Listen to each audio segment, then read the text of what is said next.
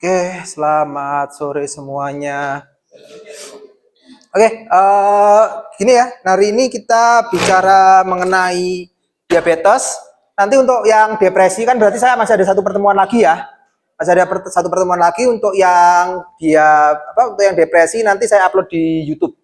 Jadi mendingan untuk yang daripada yang kemarin-kemarin sempat kurang itu, jadi saya upload di YouTube seperti itu. Jadi nanti kita akan akan berbicara mengenai obat-obat atau KIE pada pasien diabetes. Oke, sebelum kita mulai, kita berdoa dulu menurut agama dan kepercayaan kita masing-masing. Jadi kalau ada nanti yang nyusulis biarin aja, enggak apa-apa.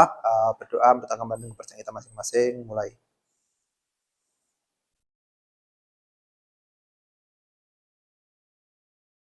Sudah selesai.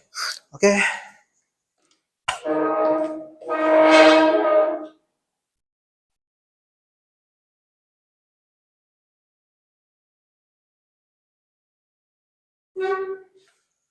Belum bisa. Oke. Ini kita akan membicarakan pada pasien diabetes ya. Oke. Gini. Pendahuluannya, yang perlu kita gali dari pasien itu sebenarnya apa aja sih? Nah, ada di sini introduction-nya. Pertama kita perlu tahu yang namanya database pasien. Database itu meliputi apa? Nama, usia, jenis kelamin, apalagi? Yang di praktikum loh, yang di praktikum kemarin apa? Berat badan, tinggi badan, oke. Apalagi? Pola makan. Apa? Pola tidur, apalagi? Pekerjaan, riwayat penyakit perlu kita gali nggak? Perlu. Karena apa? Karena nanti berkaitan dengan terapi obat yang digunakan oleh pasien. Jadi yang namanya KIE semuanya itu harus saling terkait. Kalau kalian memberikan informasi itu juga harus saling terkait dengan dengan kondisi pasien, seperti pola tidurnya. Nah, pola tidur kalau pasien yang kemarin sudah praktikum kan, yang pasien yang depresi, sudah ya. Kalau pasienmu dapat sertralin. Sertralin diminum, misalkan pasiennya obatnya nggak di puyer, nggak di kapsul. Pasien minum sertralin malam-malam, gimana efeknya? Insom kan? Juga bisa bikin tidur. Kemudian pola tidur lagi juga bisa berpengaruh terhadap misalkan orang depresi. Orang depresi kan juga kadang kalau nggak bisa tidur atau tidurnya malah lebih panjang, dikasih golongan alprazolam atau golongan benzodiazepin, tidurnya bisa jadi lebih lama. Sama juga ada yang namanya itu pola makan. Oke, pola makan kan kita juga harus tahu kan. Aku misalkan ada pasien diabetes, nah di sini contohnya pasien diabetes, pola makannya bagaimana? Aku makan cuma sedikit kok. Sedikitnya itu seberapa? Iya kan? Ya kalau sedikitnya dia itu misalkan Gunung Arjuna pindah ke piring kan beda cerita kan sama sedikitnya orang pada umumnya, kan juga harus tahu seperti itu. Kemudian juga pada pasien kanker kan disarankan misalkan mengkonsumsi buah-buahan, kan juga harus ada alasannya atau harus ada reasonnya kan. Buat apa kira-kira? Harus banyak makan makanan yang sehat, makan buah, sayur. Buat apa? Kalau misalkan orang pasien kanker, vitamin, oke, apalagi? Oke, apalagi? Ada nggak? Pernah dengar antioksidan? Kalau orang pasien kanker kamu suruh makan buah, cocok nggak? Cocok. Kenapa? Karena dia mengalami di dalam tubuhnya terlalu banyak oksidan kan, sehingga perlu makan buah untuk melakukan untuk melawan oksidasi tadi. Terus juga kalau pasiennya mengalami konstipasi kan bisa sekalian kan. Nah, seperti itu. Jadi kalian memberikan informasi itu harus relate sama kondisi pasien, ya kan? Jangan kalian memberikan informasi atau memberikan KIE yang nggak relate sama kondisi pasien, ya percuma kan, seperti itu. Kemudian pasien simptom, gejala yang dialami pasien itu bagaimana, ya kan? Kemudian three prime question, kalian perlu juga melakukan namanya three prime question, menanyakan three prime question. Kenapa sih three prime question itu perlu ditanyakan kepada pasien?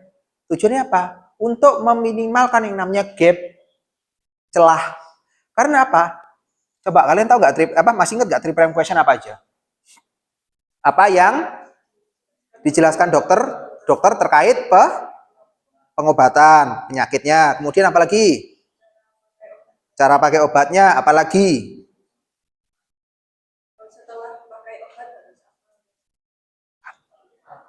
Harapan, ya kan? Karena pasien minum obat atau berobat kadang harapannya kan sembuh kan? Tetapi ada kalanya penyakit yang dialami oleh pasien itu nggak bisa sembuh, tapi bisa di manage. Contoh apa? Diabetes.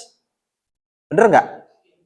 Kalau misalkan ada yang bilang minum obat ini diabetes hilang, kasih apa? Ajukan dia untuk mendapatkan hadiah Nobel. Iya kan? So far sampai sekarang masih belum ada terapi yang benar-benar menyembuhkan diabetes. Mengontrol gejala iya, mengurangi komplikasi, Tapi kalau menyembuhkan sama sekali, so far belum ada. Iya kan? Kemudian plan, rencana dalam konseling apa sih yang mau kita lakukan? Ya, kalau masih awal-awal mungkin sambil dicatat nggak apa-apa. Tapi nanti untuk pertemuan-pertemuan berikutnya itu sebaiknya sudah nggak boleh pakai kertas. Ya, kan nggak lucu kalau misalkan kalian memberikan KIE, misalkan kalian awal-awal kerja, kan pakai note gitu nggak apa-apa, catat. Tapi seiring bertambahnya pengalaman berdasarkan apa, kan nggak lucu sambil nyatet sambil ngomong kan nggak enak juga kan seperti itu. Jadi ya seperti itu harus bisa alamiah seperti itu. Jadi apa aja yang harus disampaikan kepada pasien, ya kan, efek samping dan lain sebagainya. Kemudian juga mengedukasi pasien, ya mengedukasi pasien atau keluarga pasien atau keluarga pasien juga bisa sebagai caregivernya. Oke? Itu juga harus dikasih juga harus tahu. Oke, next adalah database dan simptom. Jadi dalam dalam memberikan KIE kita harus mengkonfirmasi apa? Mengkonfirmasi pasiennya ini benar atau enggak. Misalkan sama-sama panggilannya Tono, Pak Tono, ya kan memanggil atas nama Bapak Tono. Ya misalkan satu namanya Suhartono, satu namanya Suhartono, satu namanya Budi Tono. Iya kan? Ya, jangan sampai kalian panggil cuma namanya harus lengkap. Pak Tono dari mana gitu misalkan. Dan juga harus tahu simptomnya. Ya misalkan sama-sama namanya Suhartono tetapi satu diabetes, satu mengalami asam urat. Kan obatnya beda. Untuk konfirmasi, untuk memberikan KIE. Jangan sampai kalian udah 12 menjelaskan obatnya diabetes A, B, C, D, E, F, G, H, I, J, K, L, M, N, O, P sampai Z. Ternyata namanya Tono itu bukan Tono dia. Salah orang. Dan itu pernah kejadian. Saya pernah punya pengalaman dulu. Dulu waktu PKPA, profesi apoteker, temanku salah ngasih obat. Ya karena dia nggak konfirmasi. Ya memang kebetulan namanya sama. Ya, tapi dia nggak konfirmasi simptomnya. Iya kan? Sangat kecil sekali kemungkinan pasien dengan nama sama dengan simptom yang sama. Sangat kecil sekali. Akhirnya apa yang dilakukan sama dia? Disuruhlah dia nemuin bapaknya tadi, si obat yang salah tadi. Dari mana coba? Dari Jogja, kota Jogja, sampai ke Gunung Kidul sana. Ya mungkin kalau dari sini ke Malang Selatan lah. Iya kan? Bisa 2 jam itu perjalanan. Ya, karena apa? Salah obatnya. Ya kan? Kalau obatnya salah apa? Medication error. Bener nggak? Iya. Pasiennya nggak sembuh malah nambah masalah kan seperti itu. Perlu dikonfirmasi. Oke, nah kalian kenal 3 prime question yang ini kan? 3 prime question. Nah, ada what the prescriber tell you of medication was for? How did prescriber tell you to take medication? What did prescriber tell you to expect? Apa harapannya seperti itu? Karena kan ini nggak disampaikan kan? Nah, sebenarnya 3 prime question itu ada tujuannya, Dek. Jadi ada nama dan tujuan pengobatan itu buat apa? Harus tahu pasien, juga berhak tahu. Iya kan? Dan seterusnya dan seterusnya. Nah, yang menarik adalah yang di sini. What did prescriber tell you expect? Jadi positive effect expected and what to do if they do not occur. Nah, positive effect efek positif yang diharapkan itu seperti apa sih, dan apa yang akan what to do if they do not occur? Apa yang terjadi kalau misalkan hal itu tidak terjadi? Nah, Misalkan ada orang diabetes minum obat, kan berarti dia punya hope kan? Punya hope, punya harapan. Harapannya apa? Sembuh, nggak minum obat lagi. Oke? Tetapi realitanya apa? Nggak bisa sembuh totalnya benar-benar putus obat itu nggak bisa. Sehingga kan ada gap kan? Ada celah atau ada celah lah antara harapan dan realita. Sehingga apa yang kita bisa lakukan dengan three prime question itu adalah mengecilkan gap ini. Bener nggak? Kita mengecilkan gap. Kita nggak ngomongin sembuh dulu deh, misalkan seperti itu. Kita ngomongin mengontrol gejalanya. Kalau mengontrol gejalanya, bla bla bla bla bla, kalian jelaskan dengan pengetahuan yang kalian punya. Bener nggak? Nah, kalau kalian mau memiliki pengetahuan yang kalian punya, berarti kalau diabetes itu memang nggak bisa sembuh. Tetapi kalau kita mengkonsumsi obat dengan rutin, apa yang terjadi kira-kira? Satu, komplikasi bisa berkurang. Progresivitas penyakit juga berkurang, melambat seperti itu. Iya kan? Yang seperti ini yang perlu. Nah, ini adalah kalau kalian kenal adalah untuk yang new prescription. Preskripsi yang baru, obat-obat yang baru. Iya kan? Nah, tetapi ternyata ada three prime question untuk yang refill. Obat-obat yang iter. Tahu kan iter? Tahu kan? Iter yang diulang. Nah, sama konsepnya. Nih. Jadi ini ternyata ada three prime question yang kedua. Three prime question yang kedua itu ini. Jadi, what to take medication for? Jadi untuk konfirmasi ulang, obat ini sebenarnya buat apa sih? Pasien tahu nggak sih obatnya itu buat apa? Ya, yang kedua adalah how do you take it? Bagaimana kamu menggunakannya? Apakah sebelum makankah, setelah makankah, apa diminum bersama dengan susu atau bersama dengan yang lainnya dan seterusnya. Kemudian yang ketiga adalah what kind of problem are you having? Apakah ada masalah selama menggunakan obat-obat ini? Nah, itu yang perlu dipertanyakan kalau untuk obat-obat yang refill atau obat-obat yang diiter istilahnya. Nah, berikutnya adalah ini.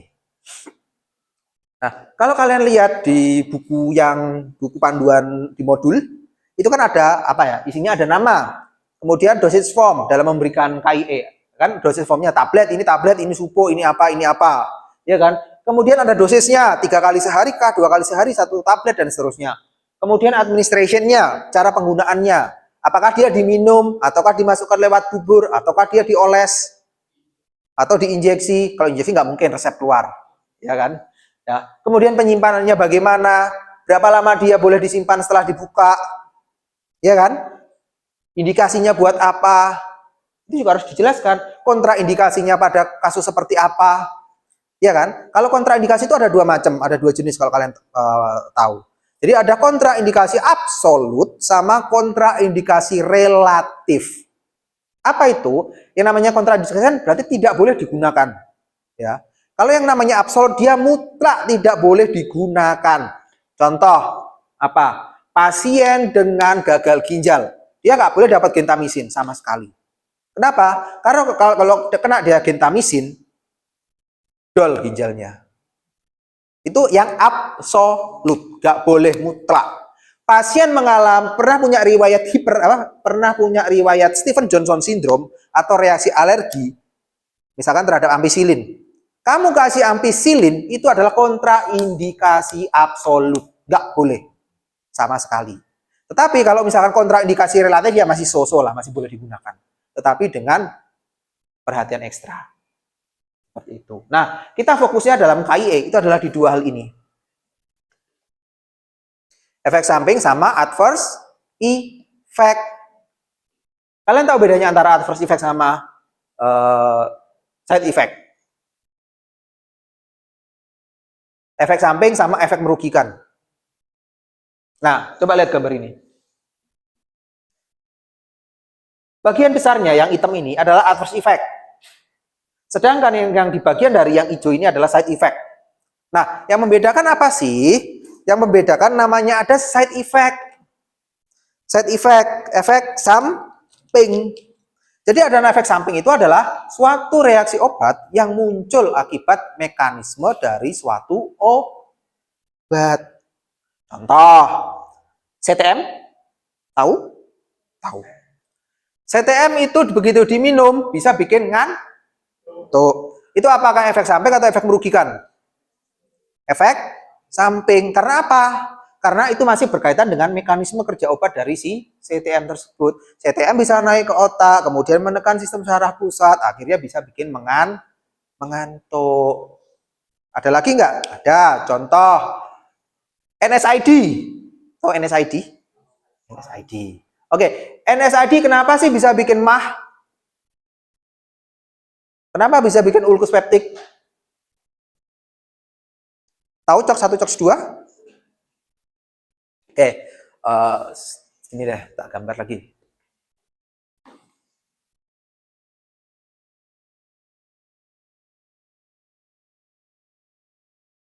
Tahu NSAID, COX 1, COX 2? Masih ingat?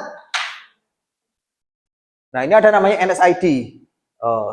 Ada si prostaglandin.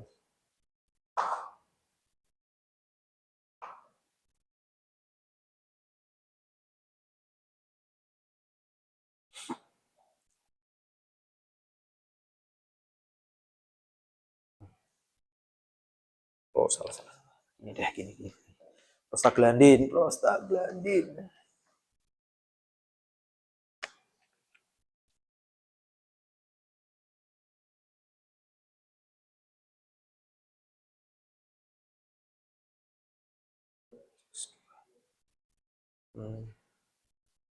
Silakan.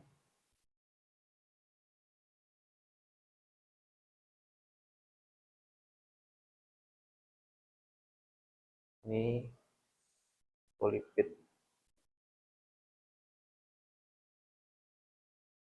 Nah, fosfolipid menghasilkan namanya prostaglandin 1 dan prostaglandin 2. Nah, apa sih prostaglandin? Prostaglandin adalah suatu senyawa yang dihasilkan dari metabolisme fosfolipid ya. Fosfolipid di atasnya ada prostaglandin dan kawan-kawannya. Oke. Nah, yang namanya sikloksigenase dia kan memiliki dua subtipe kan? COX 1 dan COX 2. Nah, COX 2 yang berkaitan dengan yang namanya peradangan yang mana? COX 1 apa COX 2? COX 2. COX 2 berkaitan dengan peradangan. Yang namanya NSAID, dia itu menghantam COX 1 dan COX 2 sehingga prostaglandin ini tidak terbentuk. Oke. Kalau prostaglandin yang di sini kan terkait dengan radang ya, inflamasi. Nah, prostaglandin yang dimediasi oleh COX 1, tahu nggak fungsinya buat apa? Buat sistem apa? Bukan. COX 1 itu berkaitan dengan proteksi lambung. Proteksi lambung, perlindungan mukosa lambung itu loh. Ya. Jadi COX 1 dia itu melindungi lambung. Ya kan? Tetapi dengan adanya NSAID, COX 1, COX 2 dihantam semua. Oke? Nah, sehingga inflamasinya sembuh, ininya lambungnya merajalela. Karena apa? Perlindungan terhadap masalah apa? Perlindungan lambungnya berkurang. Makanya itu menyebabkan yang namanya ulkus peptik. Nah, ulkus peptik itu disebut sebagai reaksi merugikan atau efek samping. Efek samping karena masih terkait dengan mekanisme kerja obat. Nah, kalau yang reaksi merugikan, contohnya apa? Ada yang namanya ini, kalau kalian pernah dengar.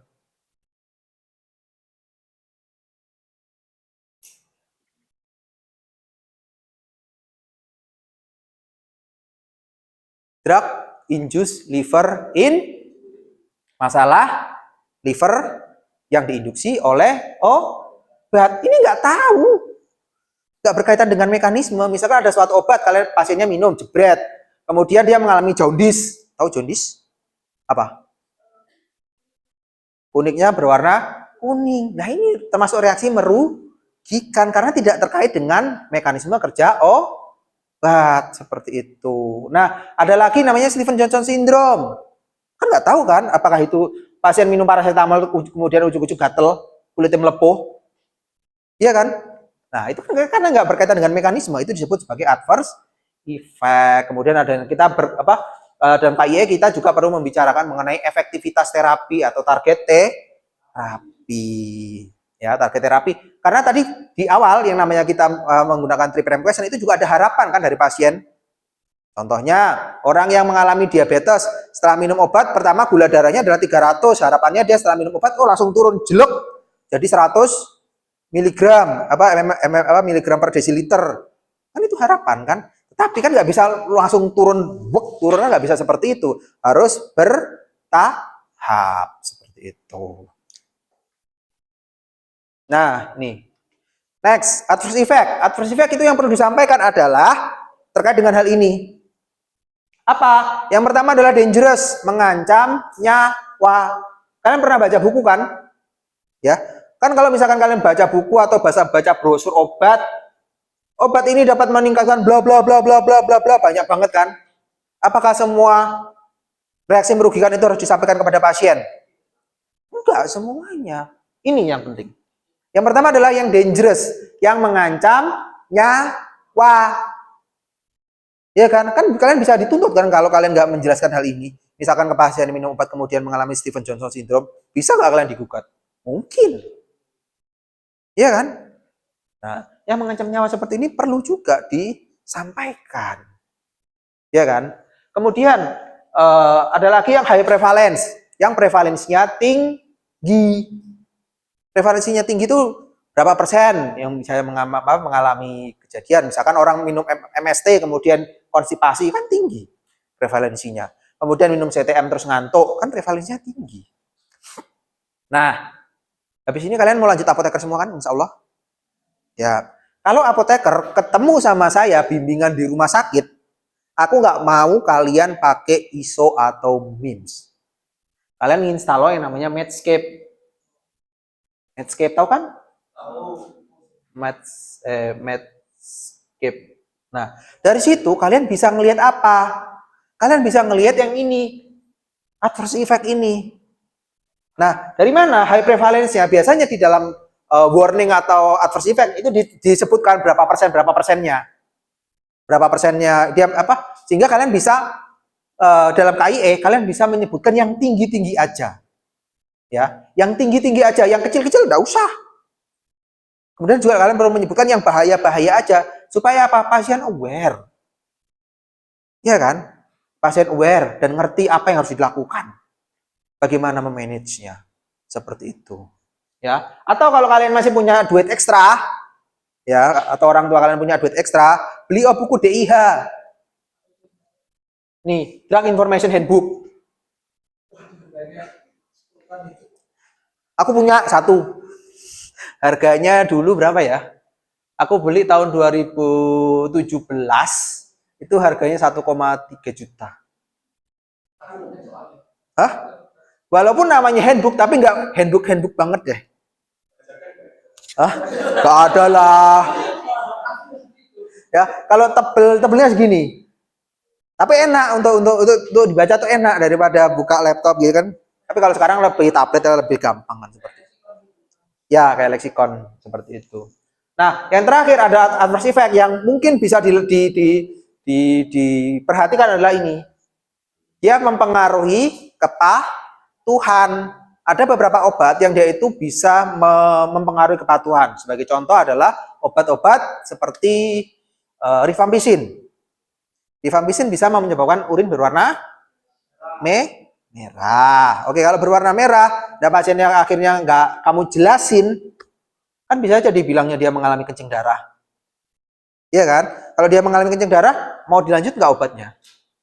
Enggak kan? Kemudian ada lagi membuat keringat menjadi lebih bau, ada. Bisa kan seperti itu. Nah, itu akan berpengaruh terhadap kepatuhan pasien. Iya kan? Atau pasiennya ngantuk, minum obat itu ngantuk. Iya kan? Yang ngantuk itu akhirnya karena dia profesinya sebagai driver, kan nggak mau minum obatnya kan? Nah, hal-hal yang seperti itu harus disampaikan kepada pasien atau keluarga pasien seperti itu. Next. Nah, adverse effect. Adverse effect itu apa sih yang harus dilakukan kalau misalkan ada pasien yang mengalami adverse effect? Nah, yang harus dilakukan adalah memanage-nya. Tapi apakah semua adverse effect bisa di-manage? Nggak bisa. Ada beberapa adverse effect yang bersifat bahaya harus dilakukan stop. Ya kalau misalkan pasiennya habis minum obat kemudian merah-merah gitu kulitnya, Ya kan, masa di manage? Enggak dong, harus di stop.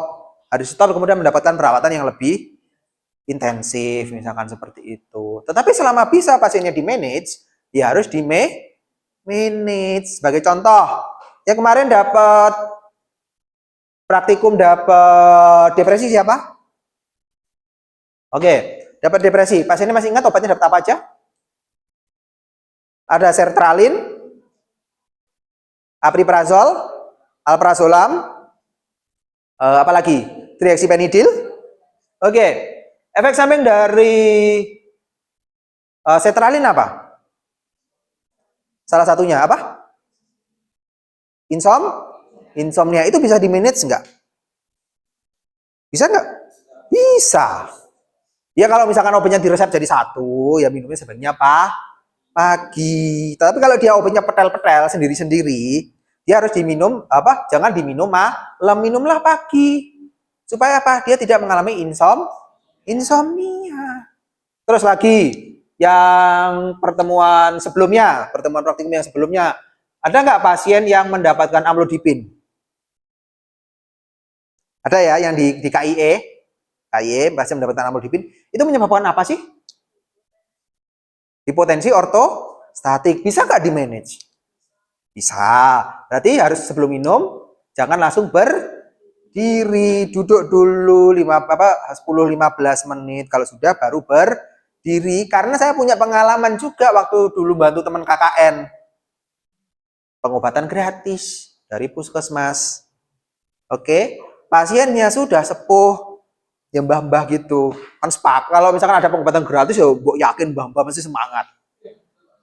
Ya kan? Ada pengobatan gratis ya mbah-mbah masih semangat ya. Mbah-mbah yang mbah putri-putri biasanya dibanding sama mbah kakung gitu.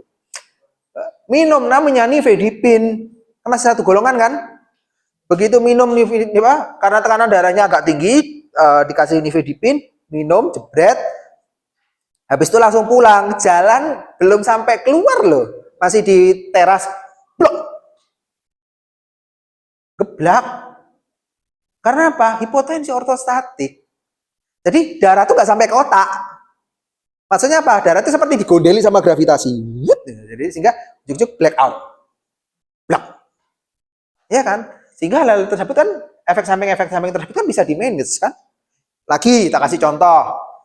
Orang baru kena diabetes, awal-awal kena diabetes, dikasih glimepirid atau dikasih glibenclamid, kasih sulfonylurea lah pokoknya. Kemudian apa efek sampingnya kira-kira?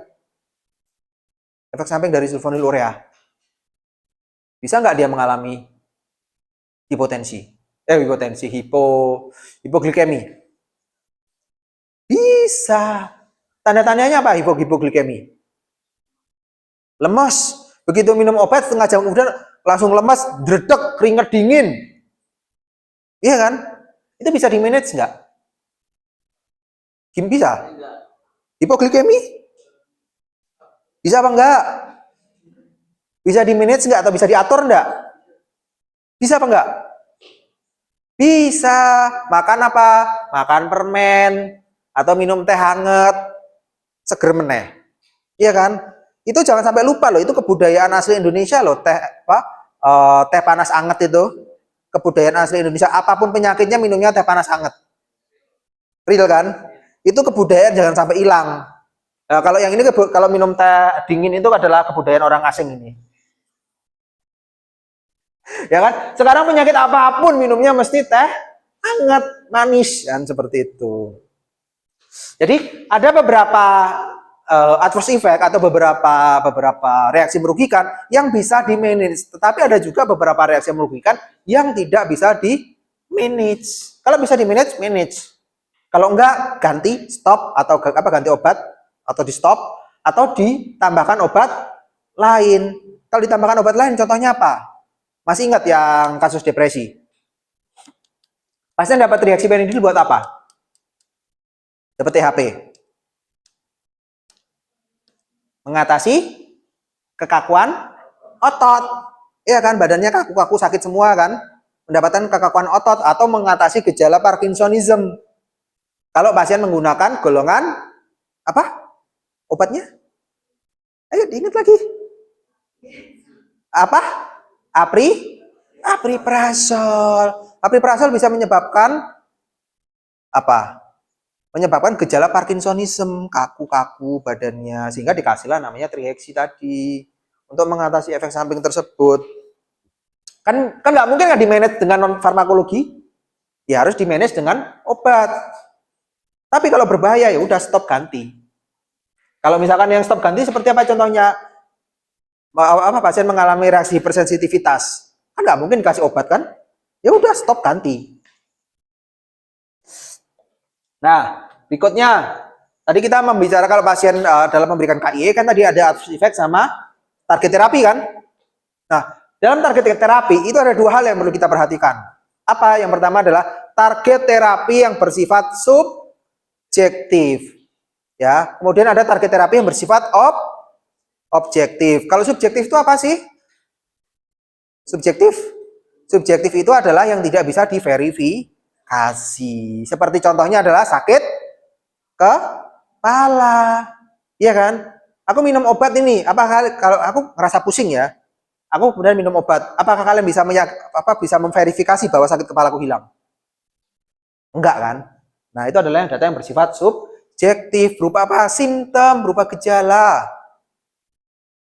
Ya, misalkan mencret. Ya mencret mungkin masih bisa dilihat ya dari beberapa kali dia bolak-balik kamar mandi ya. Tetapi mulesnya apakah bisa diverifikasi? Cek mules tahu ora? Kan mesti nanya kan? Nah, itu adalah data yang bersifat subjektif. Kemudian ada lagi objektif. Data objektif apa contohnya? Lab value atau examination, nilai laboratorium atau pemeriksaan. Contohnya apa? Kita pengen melihat apakah terapi untuk pasien yang patah tulang ini berhasil apa enggak. Dari mana kita melihatnya? Dari rongsen. Apakah dilihat ini sudah nyambung atau belum? Iya kan? Kemudian kalau orang diabetes lihatnya dari mana? Dari gula darah. Apalagi? Apa? HbA1c. Kemudian untuk pasien-pasien yang mengalami masalah kejiwaan, bisa nggak ada objektifnya? Bisa nggak? Hah? Gimana, Han? Ada skalanya, ada. Memang bisa, kita bisa melihat beberapa itu memang bisa kita ukur secara objektif dengan menggunakan kuesioner. Bisa. Seperti itu. Itu untuk melihat efektivitas terapi karena terkait dengan tadi, gap tadi. Celah tadi antara harapan dengan kenyataan. Ya, seperti itu.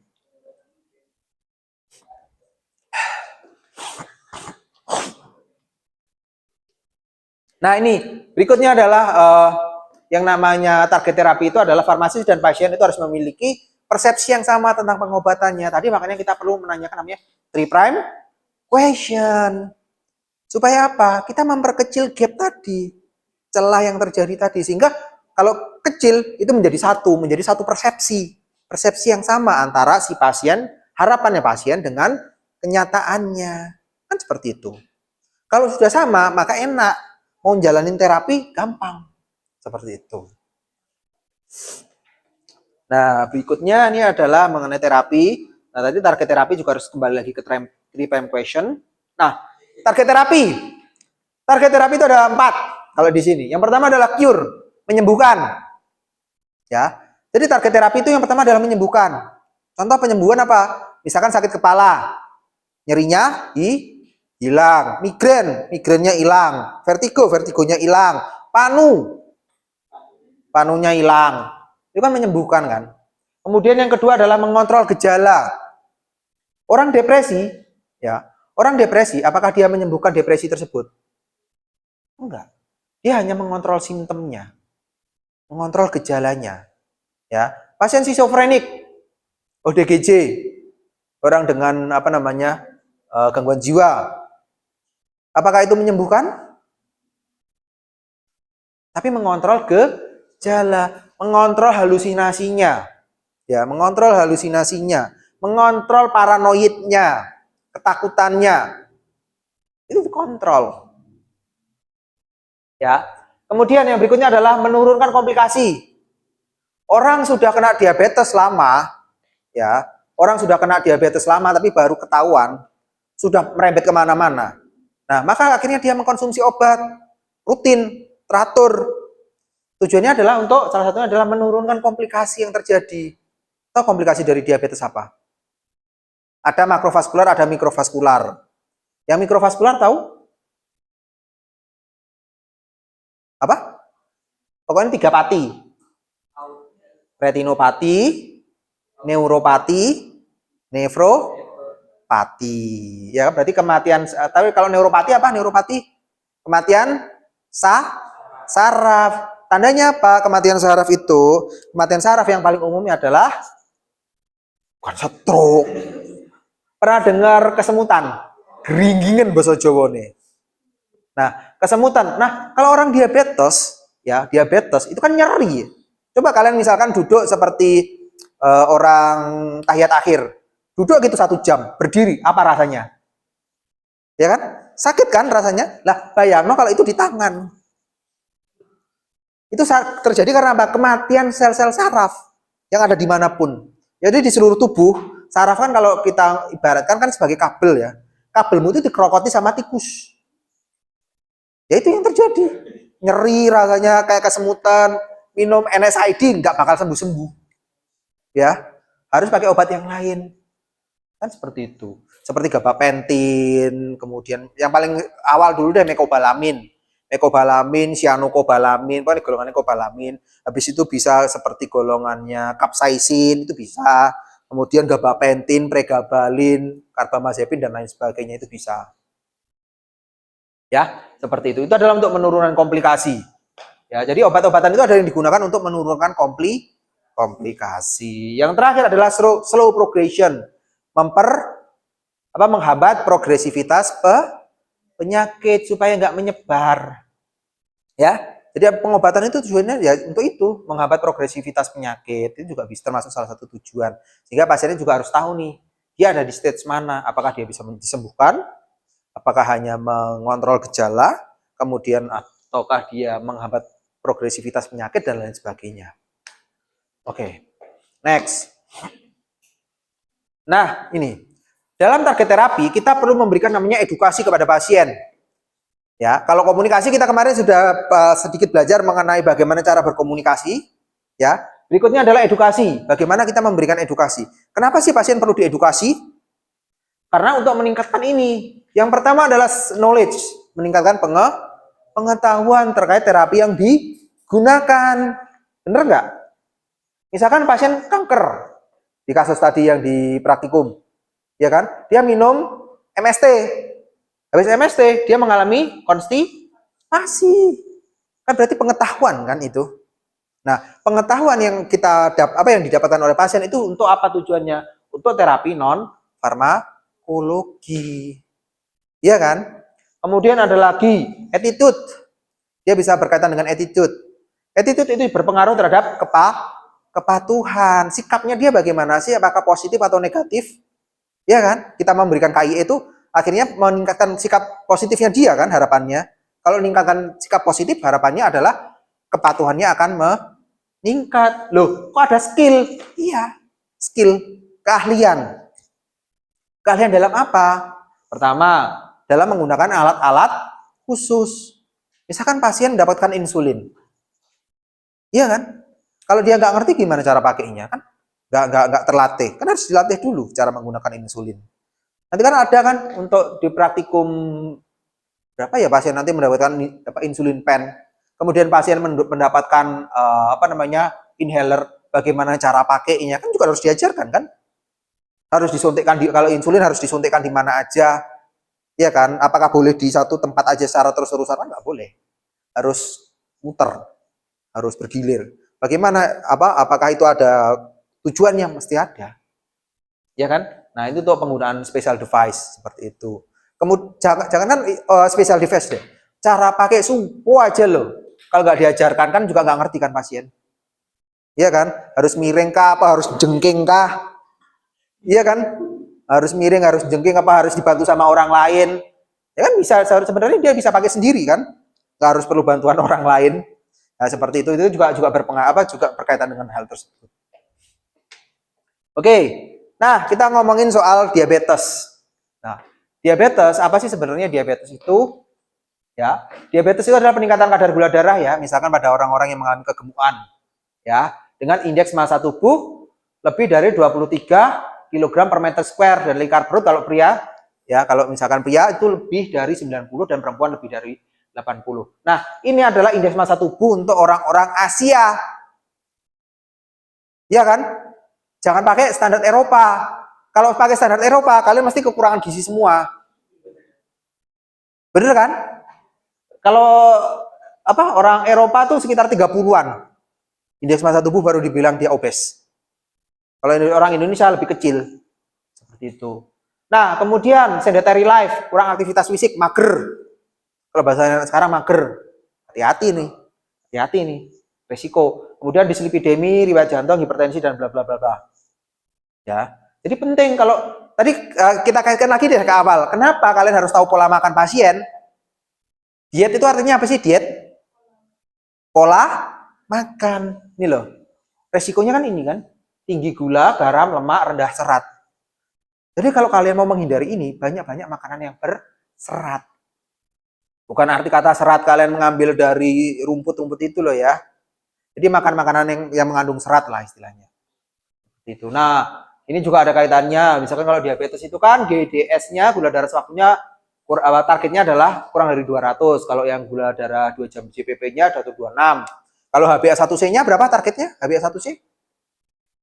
Kurang dari itu 7. Seperti itu adalah diabetes. Nah, nih. Target terapi. Apa saja sih? Pasien perlu tahu nggak mengenai target terapinya? Perlu. Nih, kalau misalkan kalian perlu mengetahui, menjelaskan kepada pasien kenapa sih kalau nggak minum obatnya secara rutin, ini kan obat yang SH ya, seumur hidup ya, nggak bisa lepas. Kenapa sih kita harus minum obat kalau nggak bisa sembuh? Nih, nih. Mengurangi komplikasi. Iya kan? Mengurangi komplikasi. Kenapa? Ya ini, resiko-resikonya itu bisa seperti ini. Kalau di mata biasa menyebabkan ada sarafnya di mata menjadi rusak. Itu nanti bisa menyebabkan retinopati dan seterusnya. Kemudian pada kardiovaskular, ya, kardiovaskular itu menyebabkan penyakit jantung, penyumbatan. Kalau saya misalkan di apotek itu waktu memberikan KIE kepada pasien, kenapa sih harus obatnya harus diminum rutin? Saya mesti menggunakan analogi jenang. Tahu jenang? Siapa yang di sini pernah melihat atau pernah ikut bikin jenang? Hah? Pernah bikin jenang? Bikin tape, bukan tape, jenang. Bubur, atau pernah bikin karamel deh? Pernah bikin karamel kan? Pernah kan?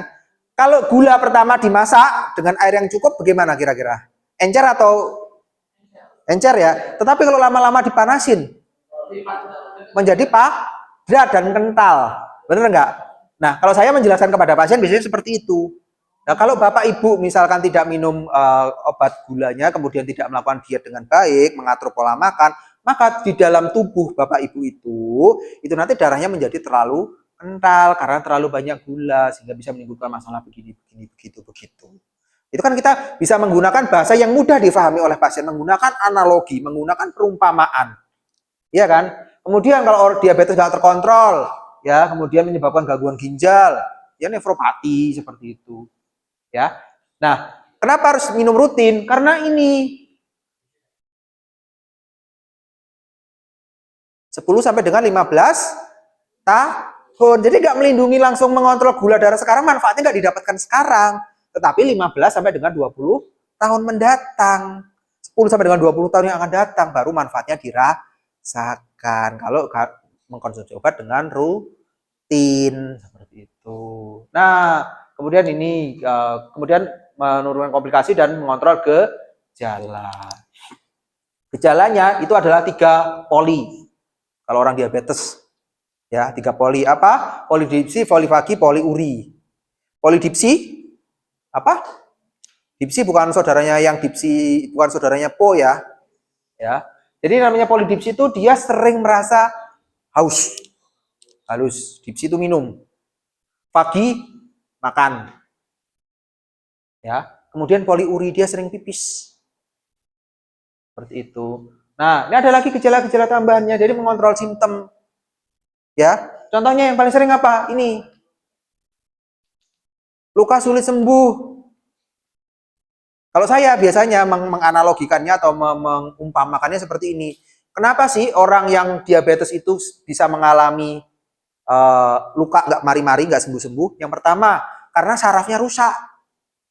Iya kan? Kan jadi orang yang mengalami diabetes kan sering kebas kan? Ya. Jadi anggaplah seperti ini. Jadi kalau ada kerusakan, misalkan kecucuk paku gitu, nah alarmnya itu nggak berfungsi. Iya kan? Kalau ada alarmnya berfungsi, otomatis sel darah putih atau tentara di dalam tubuh itu akan menyerang. Ya kan? Misalkan ada teroris.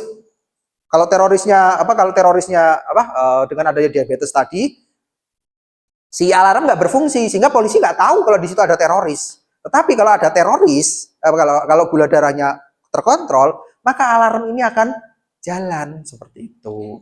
Dan juga kenapa itu luka itu sulit sembuh? Yang pertama adalah tentaranya mau lewat mana? Kan kalau misalkan darahnya terlalu penuh, kita ada kebakaran deh, misalkan ada kebakaran di suatu tempat, tapi jalannya penuh oleh mobil, ngomong tamasya, ngomong jalan-jalan. Mau lewat mana pemadam kebakarannya? Iya kan? Ya sama seperti ini. Iya kan? Sehingga salah satu cara untuk biar cepat sembuh adalah dengan mengkonsumsi obat dengan rutin, mengontrol kadar gula darahnya. Oke? Kalau gula darahnya sudah terkontrol, sembuh-sembuh. Karena apa? Jalannya tadi tidak penuh.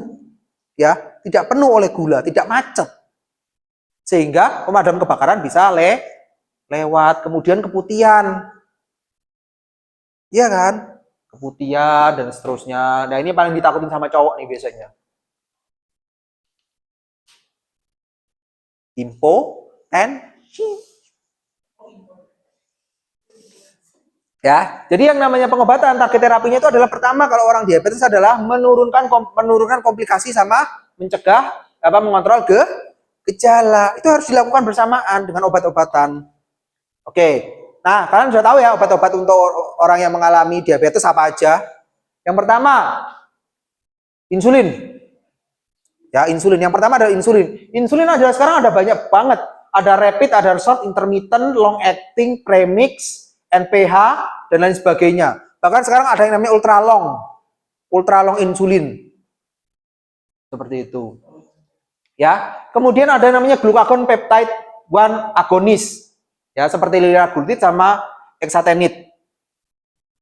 Ada golongan amilinomimetik, seperti contohnya adalah pramilitinid, seperti ini. Nah, kemudian ada lagi enggak? Banyak, tenang. Nah, ini apa insulin ya? Oh, ini masih insulin. Oh ya. Ada yang namanya seperti metformin tadi apa ya? Ada metformin. Ini ada jenisnya.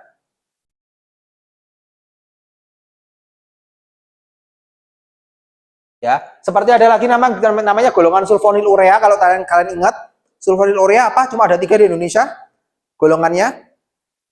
Cuma ada glimepirid, glibenclamid sama gliclazid. Cuma ada itu tok di Indonesia generiknya. Mereknya Sahaya. Banyak banget mereknya. Tetapi kalau yang nama generiknya cuma ada 3 ini tok. Ada lagi yang namanya golongan biguanid. Biguanid cuma 1. Apa? Metformin. Ada golongannya alfa agonis. Alfa glukosidase inhibitor. Cuma ada 1. Akarbose.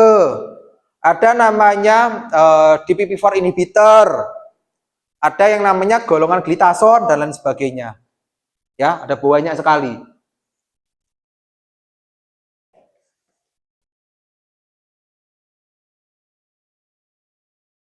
Nah, kemudian dalam memberikan terapi, itu juga ada medication that affects glycemic control. Jadi ada beberapa obat yang dia itu harus hati-hati digunakan dalam pasien diabetes. Kenapa? Karena ini, misalkan dia bisa menurunkan efek dari glikemiknya ini. Contoh, golongan glukokortikoid. Kalau orang menggunakan glukokortikoid bersama dengan antidiabetes, itu dia bisa meningkatkan bisa meningkatkan efek daripada glukosa tersebut, sehingga dia bisa saja mengalami resistensi insulin. Makanya harus hati-hati orang-orang yang menggunakan steroid dalam jangka panjang. Gula darahnya mesti naik. Ya kan, ini juga harus hati-hati seperti itu. Nikotinik asid dan seterusnya, fluoroquinolone.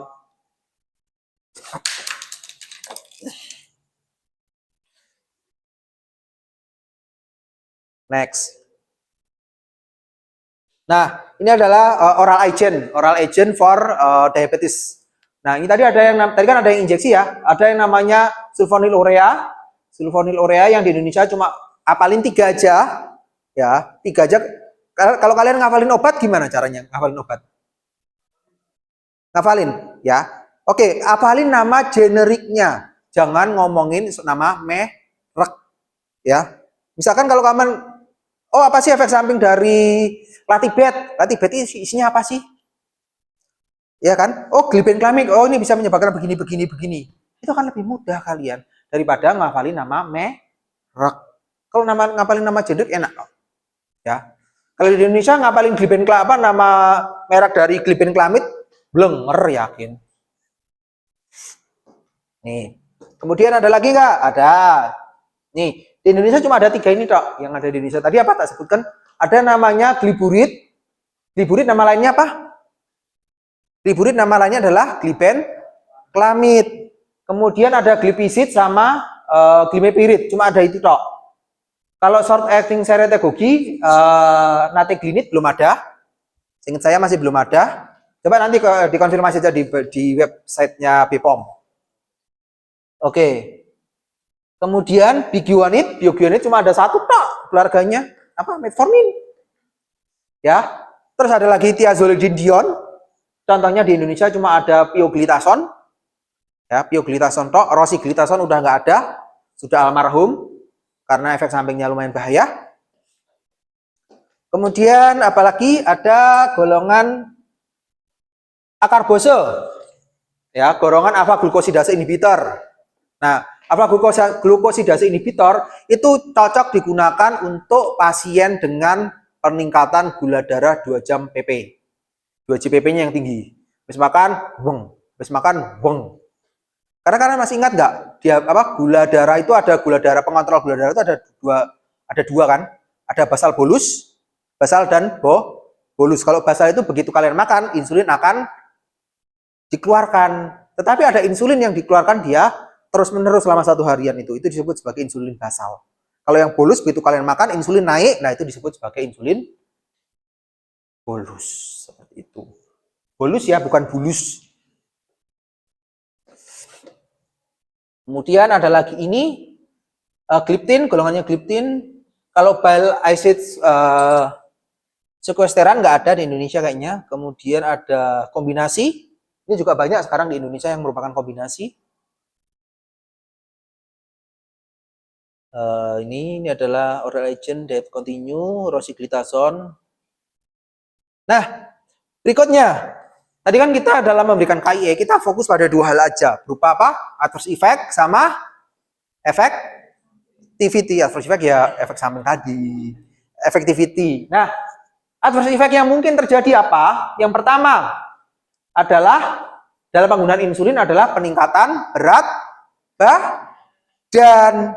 Loh, kok bisa Pak? Ya bisa. Mekanismenya, bentar. Jadi pada saat kalian tahu gak sih resistensi insulin itu sebenarnya apa? Resistensi insulin. Begitu pasien menggunakan insulin, apa yang terjadi sama gula darah? Dikemanakan gula darah sama insulin? Misalkan orang menggunakan insulin, nah itu kan akan menurunkan kadar gula darah kan? Lari kemana gula darahnya itu?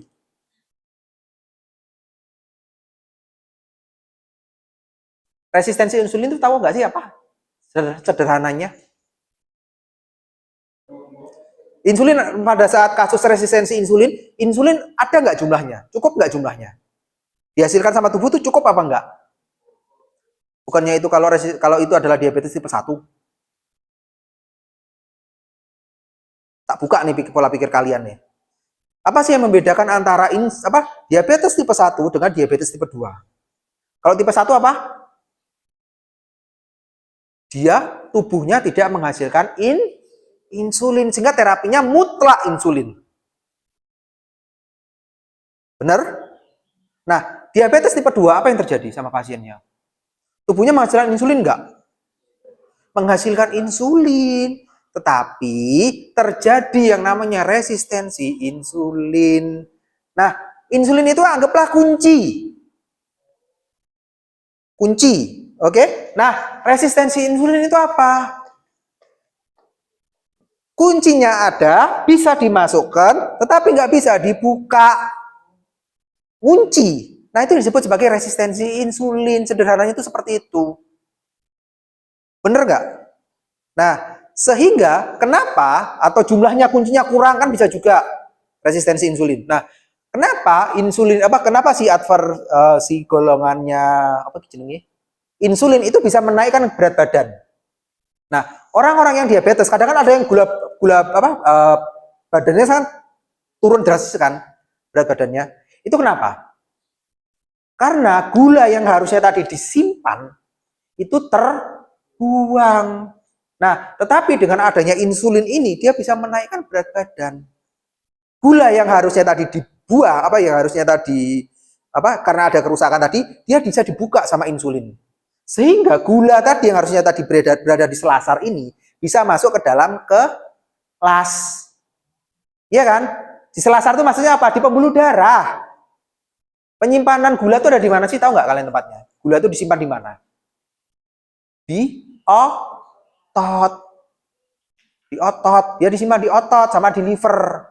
Sehingga orang yang menggunakan insulin itu dia bisa memasukkan gula itu tadi dari selasar masuk ke dalam kelas, sehingga pada akhirnya dia akan meningkatkan berat badan. Mekanismenya seperti itu. Nah, makanya ini insulin bisa digunakan juga untuk melihat efektivitas dari terapi. Misalkan adakah penurunan berat badan, bener nggak? Kalau ada penaikan berat setelah menggunakan insulin, kemudian dia mengalami peningkatan berat badan, bagus apa enggak? Bagus, efektivitas. Tetapi kalau peningkatan berat badannya juga berlebih, itu bisa menjadi efek samping yang merugikan, seperti itu. Kemudian ada lagi, efek samping yang berikutnya adalah hipoglikemi. Hipoglikemi. Jadi habis pakai insulin, pasiennya gula darahnya drop. Karena apa? Gula darahnya yang seharusnya tadi dipakai ke dalam sel, disimpan semua ke dalam otot. Jadi sel kekurangan glukosa. Tanda-tanda dari hipoglikemi apa nih? Tanda-tanda dari hipoglikemi. Ini penting, kalian harus tahu. Biasanya UKAI salah satu soalnya ini. Uji kompetensi apoteker Indonesia. Tanda-tanda dari hipoglikemi apa? Apa tanda-tanda dari hipoglikemi? Misalkan kalian puasa, kan nggak ada asupan makanan kan? Gejalanya gimana biasanya? Awal-awal puasa deh. Kan 30 hari ya kalau puasa Ramadan ya. Misalkan kalian awal-awal puasa, apa yang dirasakan? Apa yang dirasakan? Awal puasa. Lemes. Apalagi? Selain lemes. Ya, gemeter. Bisa nggak? Bisa. Iya kan? Beredek. Mungkin nggak? Mungkin. Itu adalah tanda-tanda dari hipoglikemi. Nah, bisa nggak ini kalau manage insulin ini di manage? Efek samping ini di manage bisa nggak? Bisa. Kalau terjadi hipoglikemi ya tambah gula. Paling gampang makan permen. Ya kan, ini juga harus disampaikan kepada pasien. Karena pasien itu cenderung ya, dia lebih rentan mengalami hipoglikemi daripada mengalami hiperglikemi. Dan ini bersifat akut dan bahaya hipoglikemi ini. Ya kan, pasien bisa lewat gara-gara hipoglikemi. Kan pernah lihat nggak meme di internet? Ceritanya anak magang, ya. Mbak, aku sudah masukkan insulinnya. Masukkan insulinnya 5 IU kan? Bukan. 5 mili, mati pasiennya. Terlalu banyak. Jadi satuannya insulin itu bukan miligram ya atau mililiter ya, tapi IU, International Unit. IU. Seperti itu. Nah, ini juga harus di-manage. Karena kalau enggak bahaya ini. Kenapa? Kalau otak mengalami kekurangan gula, otak nggak bisa bekerja secara normal. Makanya itu penting. Jadi harus itu yang hal-hal seperti itu harus disampaikan kepada pasien. Kemudian yang weight gain, bisa nggak di-manage? Bisa, caranya rajin olahraga, mengatur pola makan dengan gizi seimbang. Seperti itu. Ada seratnya juga, ada proteinnya. Ya kan? Nah, kemudian ini golongannya si eksatinid. Eksatinid, hipoglikemi, manage-nya gimana tadi? Kalau dia mengalami hipoglikemi, paling gampang makan permen, ya kan? Minum teh hangat, makan apa? Makan seblak bisa, makan gorengan boleh, ya. Berikutnya, tapi kalau dia mengalami gastrointestinal problem, misalkan perutnya menjadi nggak enak habis minum obat, bagaimana cara mau manage? Iya. Sebelum makan atau sesudah makan? Bersama dengan makan. Kan bisa seperti itu. Itu adalah cara manage-nya. Jadi aturan-aturan itu sebenarnya bukan serta-merta ujuk-ujuk cuma bedunduk gitu aja. Ada alasannya, ada reason-nya. Kenapa harus digunakan sebelum makan, kenapa kapan digunakan setelah makan. Itu ada reason-nya. Ya kan? Itu yang bisa di-manage.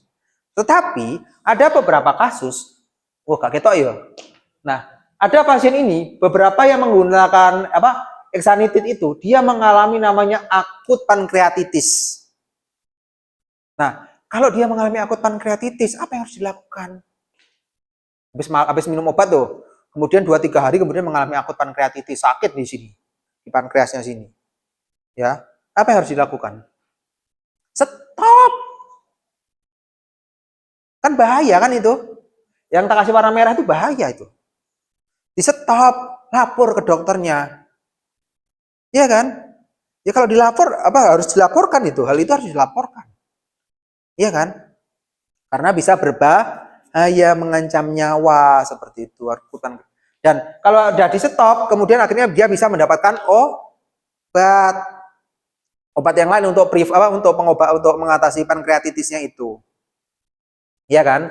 Jadi ada beberapa adverse effect itu yang bisa di-manage, tetapi ada juga yang tidak bisa di-manage. Kalau yang nggak bisa di-manage apa? Stop, ganti.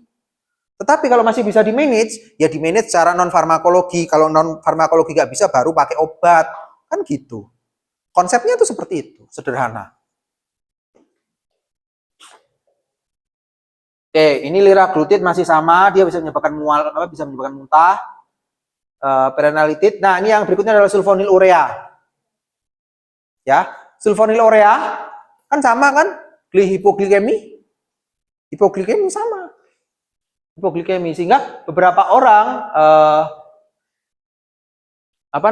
mengalami hipoglikemi. Dia kalau misalkan mengalami hipoglikemi harus siap sedia permen paling gampang ya, atau tablet gula bisa, tapi jangan minum tablet gula yang, kalau misalkan mengalami hipoglikemi jangan minum yang diabetasol kayak gitu jangan, karena itu nggak ada glukosanya.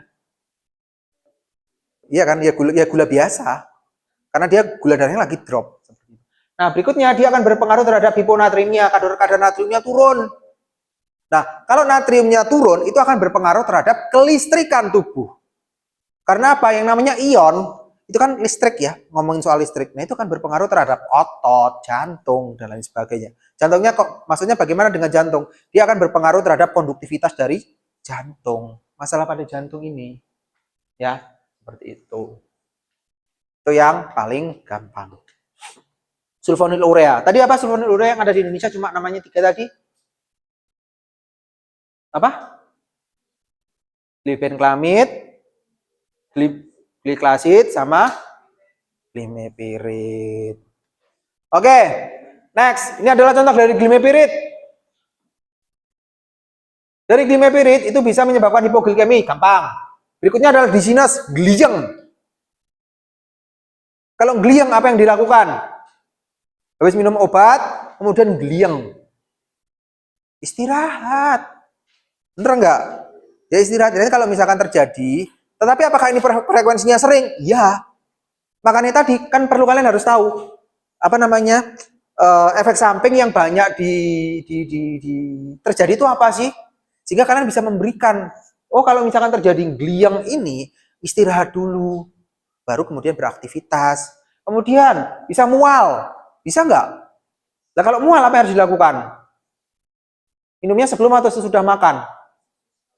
Sesudah makan. Atau pada beberapa kasus kalau misalkan dia sudah di terapi non farmakologi masih mengalami mual, itu biasanya tapering dosisnya diturunkan. Bisa seperti itu. Ya. Nah, berikutnya yang menarik adalah ini. Glimepiride ternyata juga bisa menyebabkan yang namanya DILI. Drug induced liver injury, kerusakan pada liver. Ya. Sehingga kalau yang merah-merah ini, apa yang harus dilakukan? Stop. Segera lapor ke dokter untuk mendapatkan terapi. Ya, yang satunya lagi apa ini? Stevens Johnson syndrome. Bintik-bintik merah atau di seluruh tubuh, kalau tidak segera ditangani dengan baik, bisa menyebabkan seperti luka bakar. Ya, karena Stevens Johnson syndrome seperti itu. Googling aja kalau nggak percaya. Stevens Johnson syndrome. Seperti terbakar pada mukosa-mukosa mulutnya ini. Ya, seperti itu. Seperti luka bakar. Harus kan di stop? Ya. Dan kemudian segera ke rumah sakit mendapatkan terapi yang mumpuni. Kalau enggak, ya udah, malaikatnya menjemput datang. Ya kan? Nah itu yang harus segera. Dan kemudian yang berikutnya perlu diberitahu adalah kita perlu memberitahu pasien. Bapak ibu ini kondisi ini disebabkan karena obat. Jadi nanti kalau bapak ibu ke dokter, jangan pakai obat yang namanya ini. Karena itu bisa menyebabkan Stevens Johnson syndrome. Itu juga harus dikasih tahu kan? Harus di-konseling kan pasien seperti itu. Nah. Oke, next. Oke, next ini adalah short acting salaktogigi. Ini bisa di manage juga. Nah, berikutnya adalah biguanid. Biguanid itu dapat menyebabkan apa tadi biguanid contohnya? Metformin. Metformin masalahnya adalah gastrointestinal problem. Sehingga harus digunakan segera setelah makan. Segera setelah makan itu berarti 30 sampai 15 sampai dengan 30 menit setelah makan ya. Seperti itu. Untuk apa? Untuk mengurangi masalah gastrointestinal. Oke. Nah, berikutnya yang paling bahaya apa? Asidosis.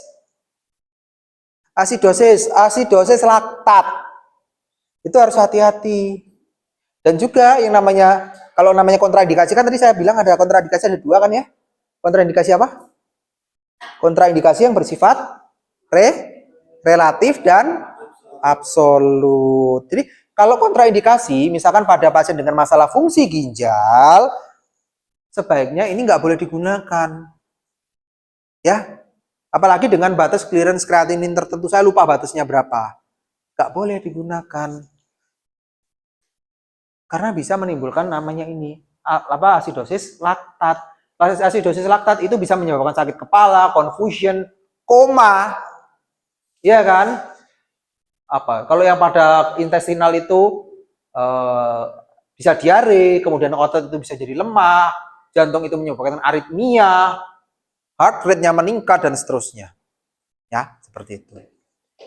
Kalau yang seperti ini kira-kira kalau misalkan terjadi asidosis, pasien baru minum terjadi asidosis laktat yang harus dilakukan?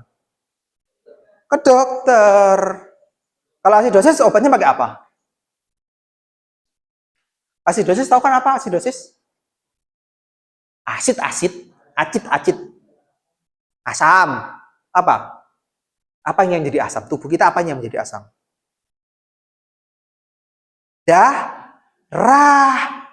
Darahnya menjadi asam. pH-nya turun. Iya kan? Keasamannya meningkat. pH kan 7 kan?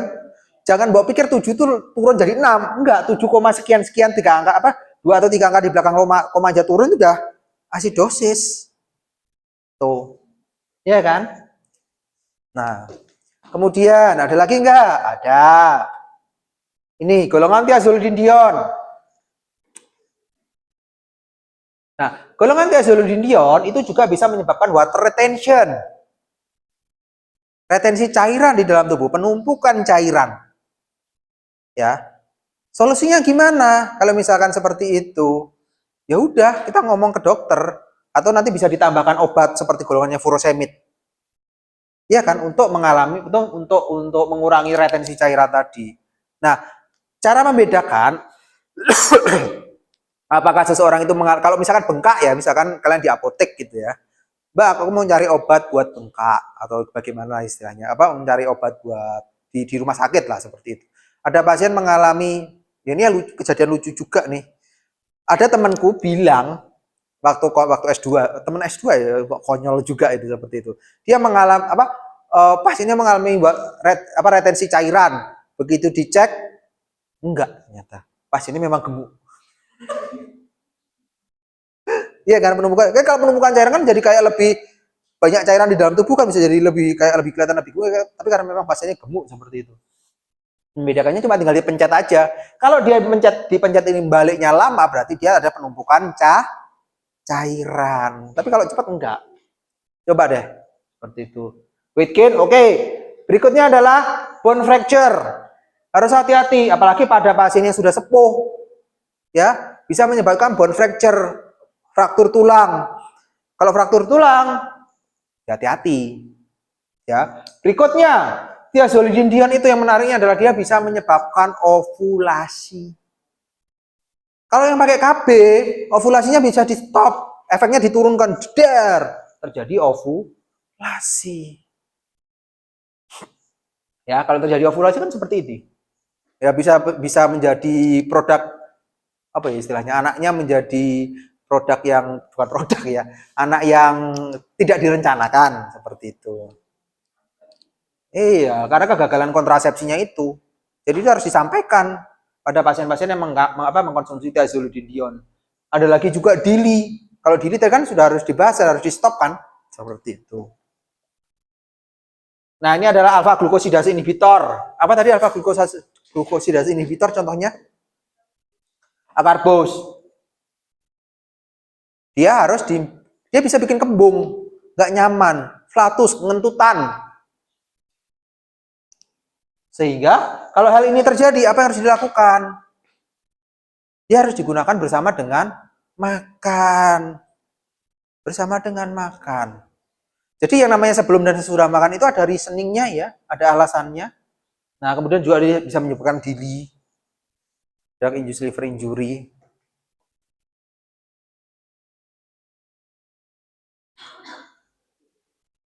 Nah, ini di PP4 sama, dia juga bisa menyebabkan nasofaringitis, urtikaria, atau yang paling parah dia bisa menyebabkan Stevens-Johnson syndrome. Oke, berikutnya ini.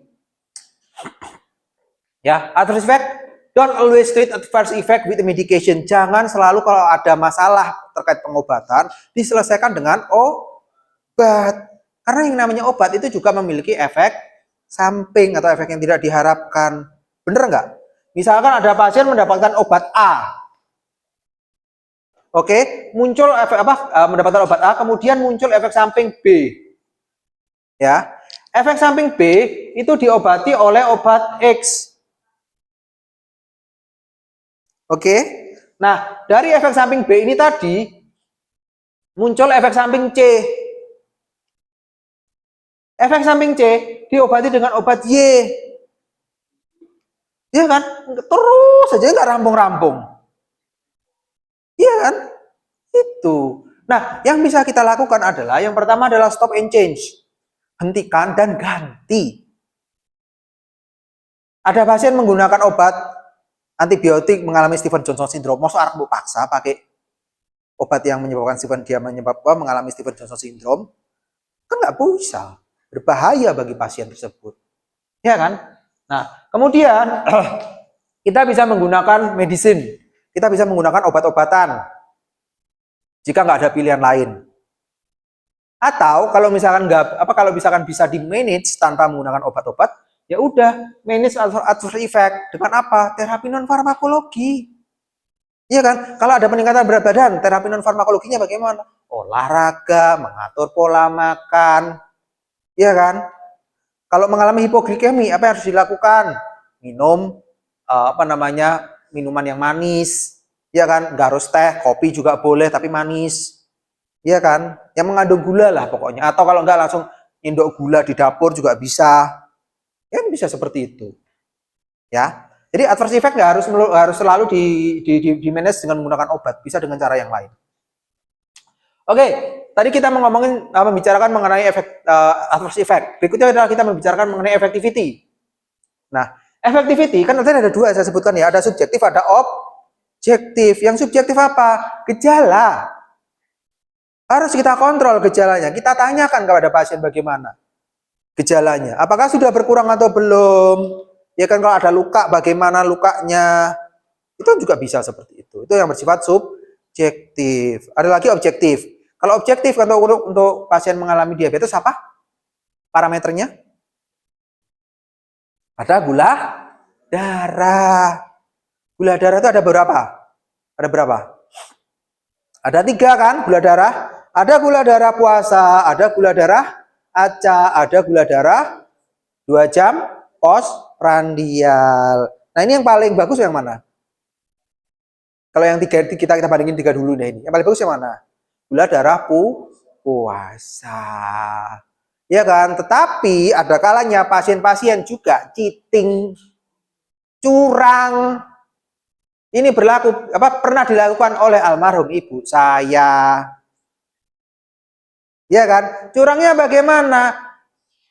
Sebelum kontrol, ya kan? Dia puasa, minum obat. Ya puasa, ya minum obat. Nggak makan, terus juga minum obat. Turun nggak gula darahnya? Turun. Tapi selesai dari dokter, makan sate.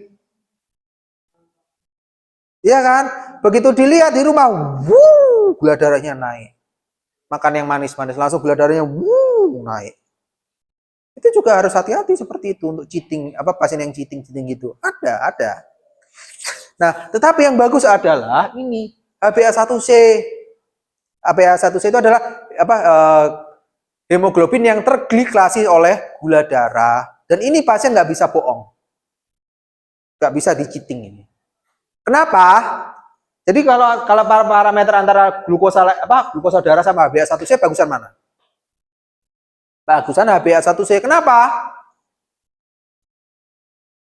Hah? Iya, maksudnya kenapa nggak bisa cheatingnya bagaimana? Nggak bisa curangnya bagaimana? Jadi yang namanya hemoglobin dia akan tergliklasi. Ya. Jadi dia akan terikat bersama hemoglobin. Jadi gula akan terikat bersama Hb. Nah, tahu nggak periode umur hemoglobin di dalam tubuh manusia itu berapa lama? Umur Hb, hemoglobin. Umur hemoglobin normal di dalam tubuh manusia adalah 120 hari. Nah, dia akan nempel tuh di situ selama 120 hari. Gula sama Hb itu akan nempel tuh. Setelah 120 hari Hb-nya akan dirombak. Iya kan? Sehingga dari 120 hari ini itu dia bisa menggambarkan kadar gula darah pasien selama 4 bulan. Ya kan? Pasien mau cheating gimana? Nggak bisa. Sehingga ini bisa dilihat juga untuk menilai kepatuhan pasien. Iya kan? Kalau pasien minum obatnya sokorangger, ya semaunya sendiri, makannya nggak kontrol, ini mesti lebih dari 7%. Iya kan? Nah itu yang harus dilakukan. Kita bisa menggunakan hal ini untuk menilai efektivitas dari pasien. Oke. Nah, ini adalah for patient. Education untuk pasien itu ada ini. Non farmakologi, adherence sama special device, skill. Antara knowledge, attitude, skill. Knowledge udahlah gampang, tadi kalian bisa belajar sendiri. Attitude itu adalah berkaitan dengan kepatuhan atau adherence. Bagaimana cara meningkatkan kepatuhan dan seterusnya. Nah, pada pasien diabetes, ya, pada pasien diabetes ini penting special device, alat-alat khusus. Kenapa? Karena kalau pasien menggunakan insulin harus tahu Pak cara pakainya bagaimana, cara penyimpanannya bagaimana, iya kan? Penyuntikannya bagaimana, iya kan? Seperti itu. Itu harus kita edukasi kepada pasien. Tempat nyuntiknya di mana, iya kan? Tempat nyuntiknya di mana? Perut, mana lagi? Paha, mana lagi? Lengan, lengan sini ya, lengan nih. Nah, itu juga harus bergantian penggunaannya. Jadi ada di lengan, perut, jaringan yang banyak lemaknya ya. Kenapa? Karena lemak itu berfungsi sebagai depo atau tempat penyimpanan insulin tersebut. Kemudian otot paha. Dan dia harus disuntikkan secara bergantian. Ya, misalkan habis dari perut, ya perut bagian sebelah kiri, maka besok bisa naik di perut bagian atas. Kemudian apa namanya kanan, kemudian bawah. Habis itu ganti lagi supaya apa? Supaya tidak menimbulkan efek samping. Tapi kalau udah semua bagaimana Pak? Mulai lagi dari awal. Seperti itu. Kemudian apa yang harus diperhatikan dalam penggunaan obatnya itu? Misalkan dia disimpan di kulkas nih, apakah boleh langsung disuntikkan? Nggak boleh. Jadi begitu dia dikeluarkan harus diginikan dulu. Supaya apa? Suhu tubuhnya, suhu ininya sama dengan suhu tubuh. Kemudian pennya dibuka, jarumnya dipakai, dimasukkan. Jarum itu bisa digunakan beberapa kali. Kalau turunan sultan, boleh sekali pakai buang, oke. Tetapi kalau misalkan ya biasa-biasa aja, bagaimana sih tandanya supaya dia harus ganti jarum? Caranya adalah pada saat penyuntikan terasa sakit apa enggak. Kalau terasa sakit dia harus diganti. Seperti itu. Iya kan? Nah, seperti itu. Kemudian ngaturnya berapa? Tak. Kemudian disuntikkan. Kan seperti itu cara penggunaannya. Itu harus kalian ajarkan kepada pasien. Iya kan? Oke. Nah, ini adalah cara penyuntikan insulin. Iya kan? Simpan penfil dan cuci tangan dan seterusnya. Iya kan? Tadi aku lupa cuci tangannya belum tak sebut. Ya. Ini cara penggunaannya. Ini harus dilakukan. Kalau orangnya nggak ngerti, kalian nggak menjelaskan lah, ya piye. Iya kan? Kemudian apalagi harus dilakukan terkait dengan diabetes ini? Pasien juga harus melakukan namanya monitoring. Monitoring apa? Gula darahnya. Dengan apa?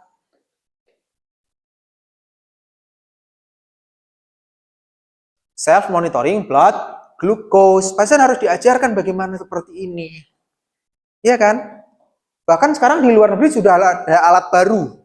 Insulin pump namanya. Kalau kalian pernah dengar. Insulin pump. Jadi dia semacam kayak pompa, tapi dia dimasukkan di mana sini? Ditempel di sini.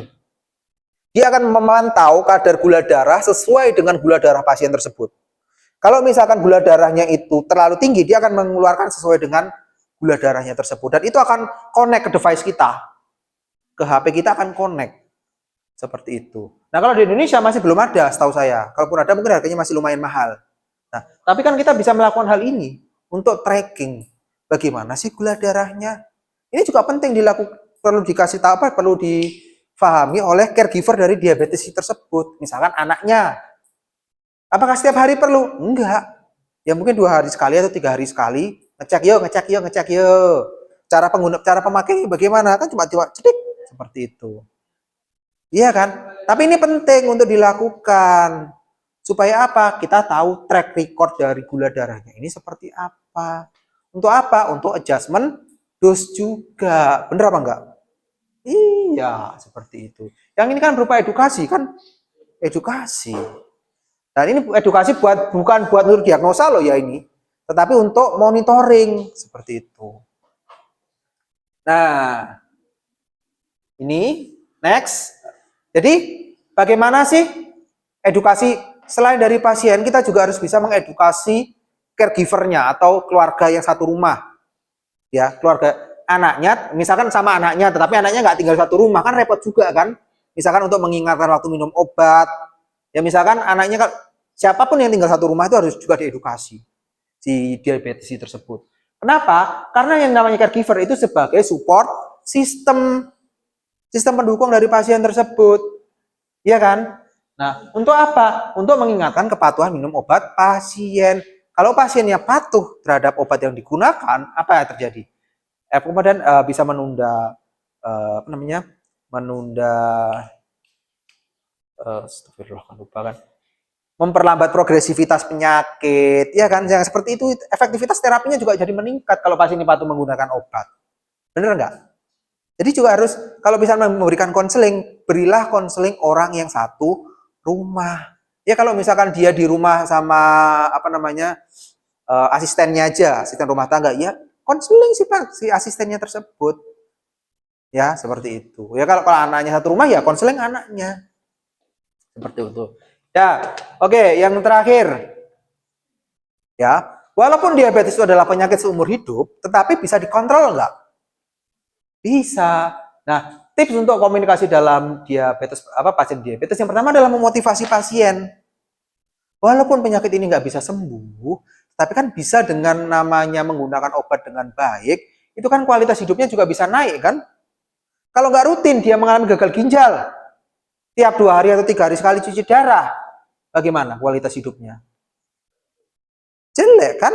Nggak bisa kemana-mana, nggak bisa ngapa-ngapain, ya kan? Terbatas aktivitasnya. Tetapi kalau dia mengkonsumsi obat dengan rutin, dengan baik, kadar gula darahnya terkontrol, kualitas hidupnya bisa tetap baik, iya kan?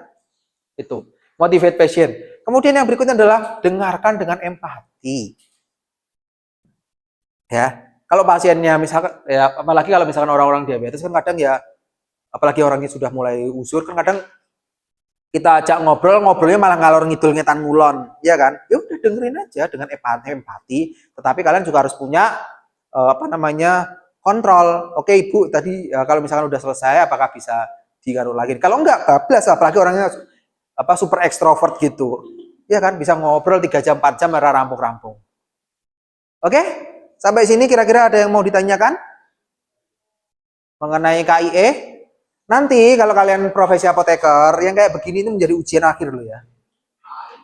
Hah? UKI-nya salah satunya begini, dan kalian akan didatangkan pasien yang kalau misalkan pasien diabetes, yang benar-benar pasien tanpa latar belakang pendidikan kesehatan atau orang kesehatan, nggak akan. Ya mungkin siapa gitu orang nganu ditarik, ayo Pak jadi pasien. Seperti itu. Yang pasiennya nggak bener-bener nggak ngerti apa-apa. Iya kan? Kalau kalian KIE sekarang paling sama asisten orang kesehatan, sama dosen juga orang kesehatan. Iya kan? Apalagi kalau kalian nanti terjun ke apotek yang nggak pernah punya pengalaman kerja sama sekali, ketemu sama kayak begini, gelagepan aku yakin. Oke, kalau nggak ada, kita cukupkan pertemuan kita pada sore hari ini, karena tadi kita memulainya dengan berdoa, baiknya kita juga mengakhirinya juga dengan berdoa. Berdoa, dipersilahkan. Berdoa selesai. Oke, terima kasih.